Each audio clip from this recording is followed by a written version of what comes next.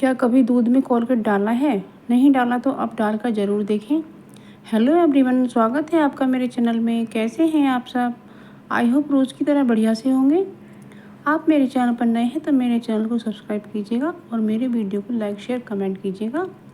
तो सबसे पहली टिप है मेरी ये आटे को लेकर। क्या होता है फ्रेंड्स, जब हम थोड़ा सा आटा किसी कटोरे में छानते हैं तो उस तरह से हमारा आटा सारा बिखर जाता है। जैसा कि आप वीडियो में देख सकते हैं, तो इस तरह से बिखर जाता है और तो इससे हमें काफ़ी काम बढ़ जाता है। तो इसलिए हमें क्या करना है, तो इस तरह से हमें नहीं छानना है। और इससे साफ़ सुथरा बचने के लिए एक हम अच्छी सी टिप बताते हैं। तो सबसे पहले आप चलनी को इस तरह से रखिएगा और आप कटोरी या गिलास में आटा लीजिएगा। और जैसा कि आप वीडियो में देख सकते हैं, तो मैंने ये कटोरी में आटा लिया है। तो इस तरह से फ्रेंड चलनी के ऊपर रखने के बाद उसे आराम से इस तरीके से छानिएगा। तो जो आटा है वो बिल्कुल इसके बीचों बीच ही जाएगा, इधर उधर नहीं बिखरेगा। तो ये बहुत यूज़फुल ट्रिक है। आप ऐसा करके अपने आटे को छान के अपना काम बचा सकते हैं। तो ये आटा हमने इस ट्रिक से छान लिया है और ये हमारा कटोरे पर बिल्कुल भी नहीं गिरा है। तो आप देख सकते हैं कटोरा हमारा बिल्कुल साफ़ है और थाल भी हमारा बिल्कुल साफ़ है। तो इस तरीके से फ्रेंड, आप जब आपको थोड़ा सा आटा छानना हो तो इस तरीके से आप अपने आटे को छान सकते हैं। ये बहुत ही यूज़फुल ट्रिक है, आपको ज़रूर पसंद आई होगी। अब दूसरी ट्रिक आती है कि ये जो कंटेनर निकल आते हैं हमारे किसी भी चीज़ में, तो ये जो खाली कंटेनर है ये हमारा काजू की बर्फ़ी में निकला है। तो इनको बिल्कुल भी ना फेंकें। तो इनका कितना अच्छा यूज़ है कि आप अपने पेन पेंसिल इस कंटेनर में रख सकते हैं। तो आप देख सकते हैं कि किस तरीके से हमने इन्हें रख दिया है। तो ये एक अच्छे ऑर्गेनाइज़र साबित हो सकते हैं। तो इन्हें बिल्कुल ना फेंकें। तो अब अगली ट्रिक आती है हमारी, ये जो पिन्नियाँ होती हैं हमारे घर में निकल आती हैं।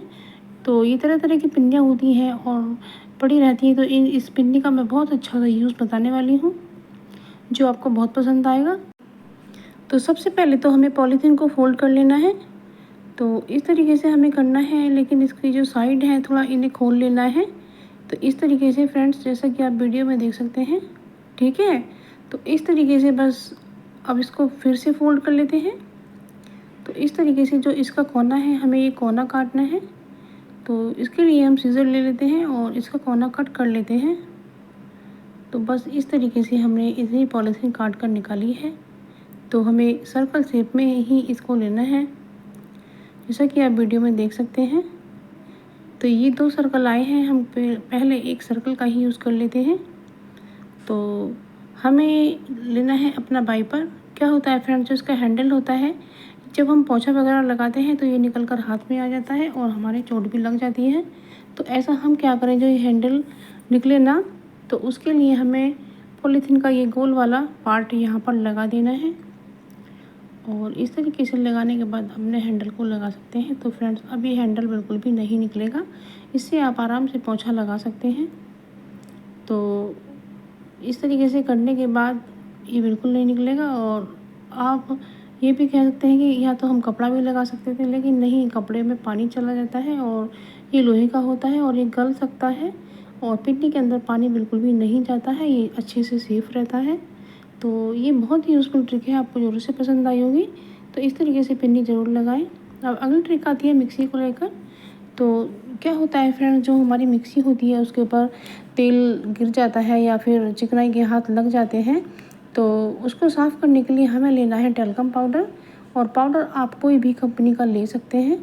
तो इस तरीके से हम मिक्सी को साफ़ करेंगे, क्योंकि इसको पानी से तो साफ़ किया नहीं जाता है, क्योंकि इसके ये इलेक्ट्रॉनिक चीज़ है तो इसलिए ख़राब होने का खतरा रहता है। तो इसलिए हम इसे सूखा ही साफ़ कर लेते हैं।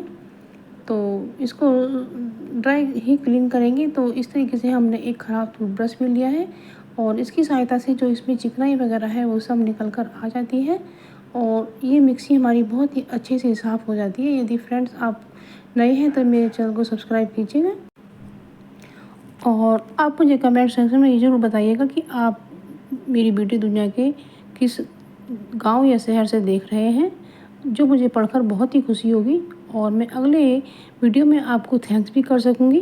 तो अब अगली ट्रिक आती है हमारी खलते को लेकर। क्या होता है फ्रेंड्स, ये जो खलते निकल आते हैं बासी कागज़ के, इनको फेंकने का मन नहीं करता है। ये बहुत अच्छे होते हैं और साफ़ सुथरे भी होते हैं।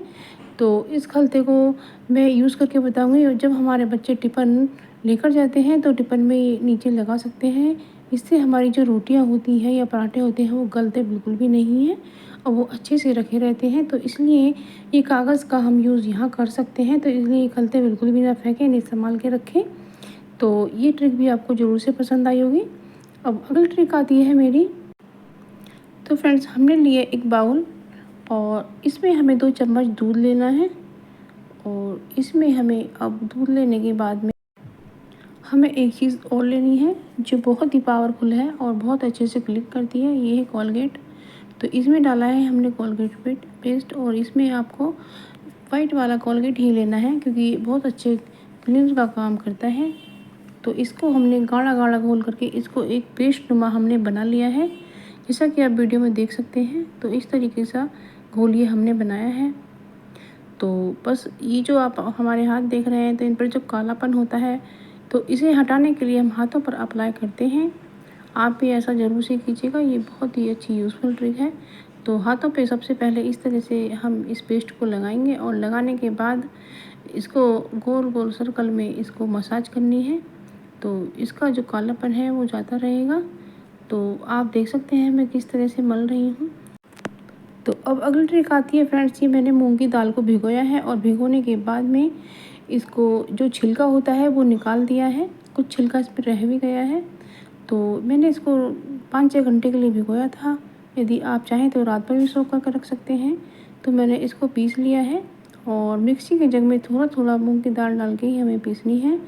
तो अब इसमें मैं खाने वाला सोडा डाल रही हूँ और इसमें थोड़ा सा हींग डाल रही हूँ और इसके बाद में इसको अच्छे से हाथों से मल मल के इसे घाऊँगी। और इसमें मैंने एक देख सकते हैं 1 चमची के बराबर मैंने बेसन भी ऐड किया है।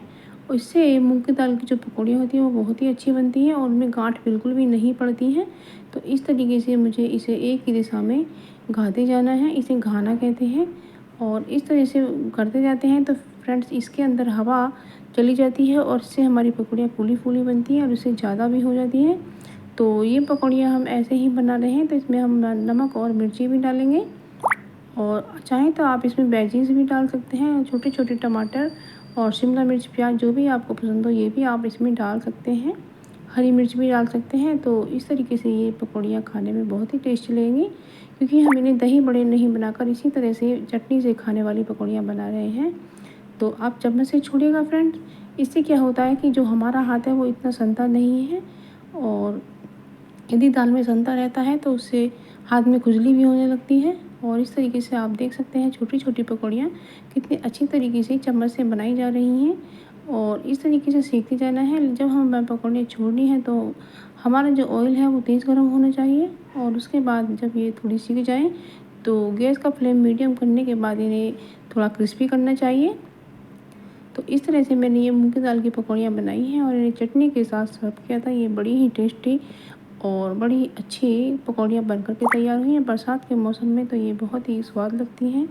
अब हमने ये पोटैटो बाइट्स बनाए हैं। इसके अंदर हमने सूजी और पोटैटो को मिक्स किया है। पोटैटो उबाल कर मैश करके और सूजी का हमने हलवा बना के नमकीन वाला और तब हमने ये बाइट्स बनाए हैं।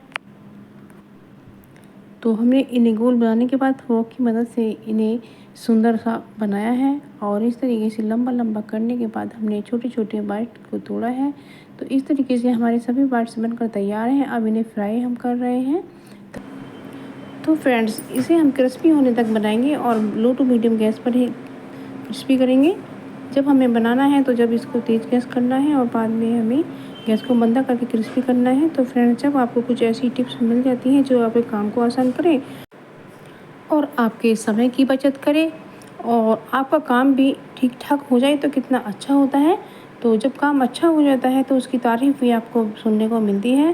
तो कितना अच्छा लगता है। तो आप मेरे वीडियो देखते रहिएगा। मैं नई नई वीडियो लेकर आती रहती हूँ। तब तक के लिए थैंक यू।